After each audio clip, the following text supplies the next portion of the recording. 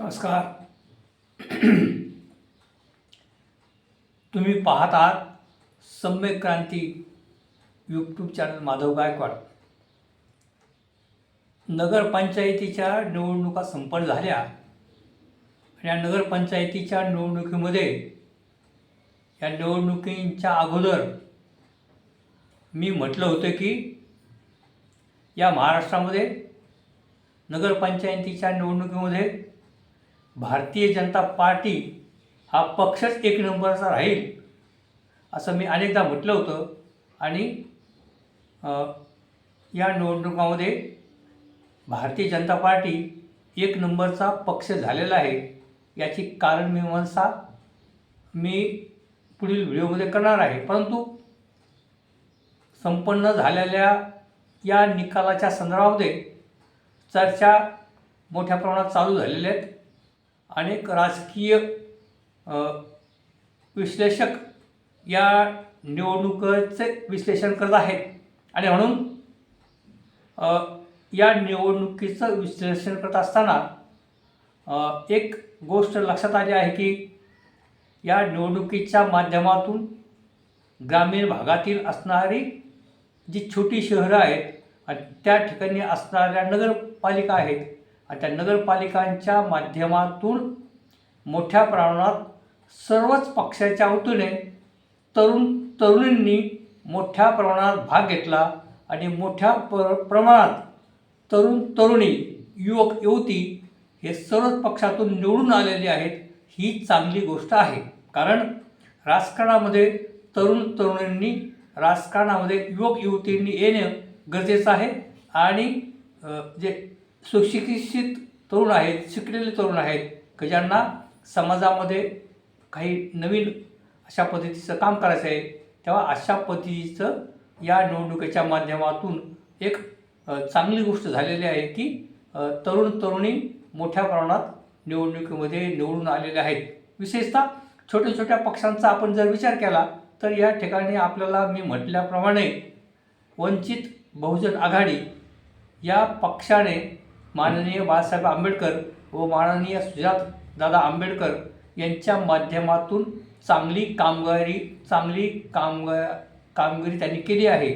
आणि मी या अनेकदा व्हिडिओच्या माध्यमातून म्हटले होतं की येत्या नगरपालिकांच्या निवडणुकांमध्ये आणि पुढे होऊ घातलेल्या महानगरपालिकांच्या निवडणुकीमध्ये वंचित बहुजन आघाडी प्रकाश आंबेडकर साहेबांच्या नेतृत्वाखाली हे चांगल्या प्रकारे यश मिळवतील असं मी म्हटलं होतं. आणि खरोखरच या आपण पाहिलं तर वंचित बहुजन आघाडीच्या त्यांनी बऱ्यापैकी यश मिळवलेलं आहे. परंतु त्यांना आता महानगरपालिकेमध्ये बाकी आणखी मोठ्या प्रमाणात काम करावं लागेल आणि अधिकाधिक लोकांच्यामध्ये जाऊन आणि बहुजन समाजामध्ये ओबीसी समाजामध्ये जाऊन एक आपला पक्ष त्यांना वाढवता येईल. आणि तशा पद्धतीचं रणनीती वंचित बहुजन आघाडीचे नेते आखतील अशी आपल्याला या ठिकाणी म्हणता येईल. तर या ठिकाणी आपल्याला सांगावं असं वाटतं की काँग्रेसची परिस्थिती जर आपण एकंदरीत विचार केला, काँग्रेसमधील सर्व मोठे नेते हे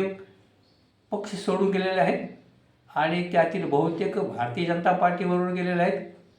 तर अशा पद्धतीने काँग्रेस पक्षामध्ये फार मोठा चेहरा महाराष्ट्रामध्ये सध्या नसल्यामुळे आणि जे काँग्रेसमध्ये जे मूळ काँग्रेसवाले आहेत किंवा जे सच्चे काँग्रेसवाले आहेत की जे कधीही काँग्रेस सोडू शकत नाहीत किंवा काँग्रेसचं घराणं म्हणून त्यांना अशी जी मंडळी आहेत त्यांनी बाकी त्यांचे गड राखण्यामध्ये त्यांनी धन्यता मांडलेली आहे आणि त्यांनी त्यांचे गड राखलेले आहेत आणि त्यांच्यामुळं काँग्रेसची थोडीफार इज्जत राहिलेली आहे. कारण की या ठिकाणी आपण म्हणू शकतो की बाळासाहेब थोरातांच्या माध्यमातून अहमदनगर म्हणजे अहिल्यानगर या जिल्ह्यातील संगमनेर तालुक्यामधील त्यांनी त्यांचा गड राखलेला आहे किंवा तिकडे विदर्भामध्ये विजय वडेट्टीवार यांनी त्यांचा गड राखलेला आहे.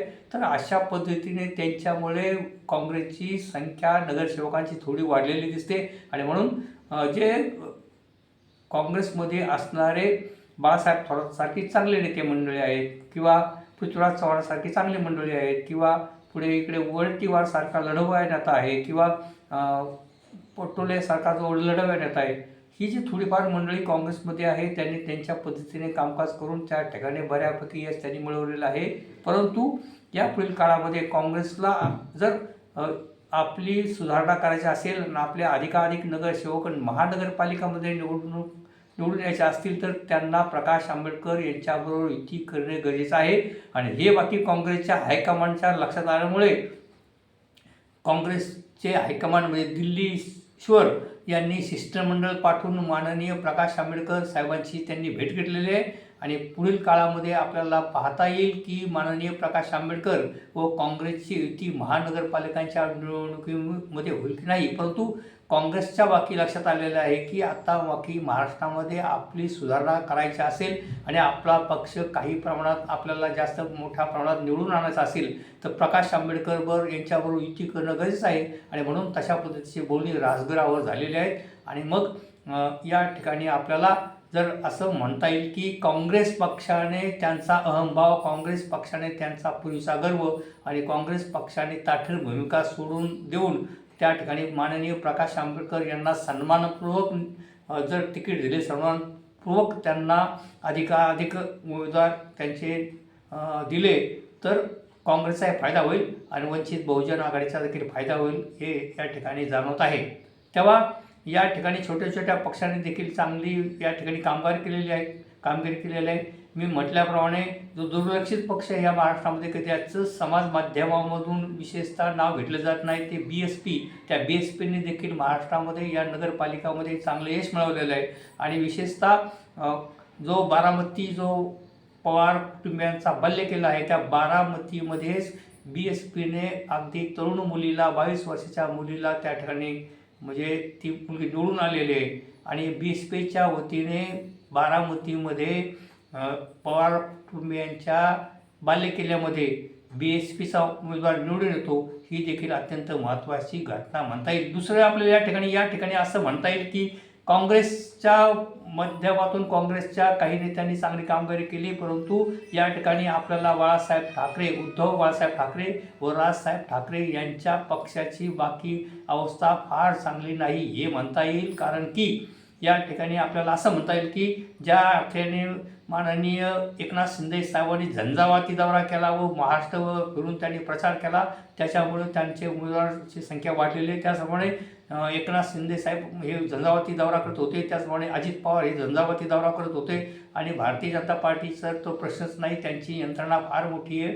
तर या ठिकाणी एकनाथ शिंदे आणि अजित पवार यांनी संपूर्ण महाराष्ट्र पिंजून काढला, प्रचार केला. आणि त्याच उलट या ठिकाणी राजसाहेब ठाकरे हे महाराष्ट्रामध्ये फिरले नाहीत किंवा त्यांनी तसा प्रचार केला नाही. आणि त्याचप्रमाणे उद्धव ठाकरे देखील हे महाराष्ट्रामध्ये फिरले नाहीत, त्यांनी त्यांचा प्रचार केला नाही किंवा त्यांचे जे सुपुत्र आहेत ते देखील महाराष्ट्राच्या वेगवेगळ्या भागामध्ये जाऊन त्यांनी देखील सभा घेतल्या नाहीत. आणि मग दे रे हरी पलंगावरी असं म्हणण्याची परिस्थिती राजसाहेबांची आणि उद्धव साहेबांची जर असेल तर मग त्या पक्षांचं फार मोठं भविष्य या महानगरपालिकेमध्ये होईल असं काय सांगता येणार नाही. आणि त्यासाठी उद्धव ठाकरे व राज ठाकरे यांनी महाराष्ट्रामध्ये दौरे केले पाहिजेत आणि जिल्ह्यामध्ये जाऊन मोठ्या मोठ्या तालुक्यामध्ये जाऊन सभा घेतल्या पाहिजेत.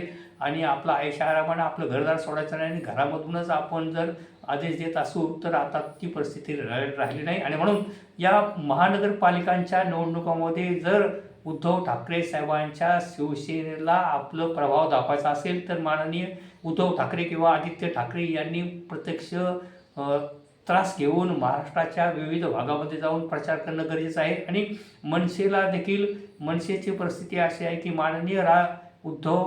माननीय शरद पवार साहेब एकदा असे म्हणाले होते की राजसाहेबांना जर पक्ष वाढवायचा असेल तर लवकर झोपेतून उठावं लागतं आणि लवकर झोपेतून उठून गावोगाव फिरावं लागतं.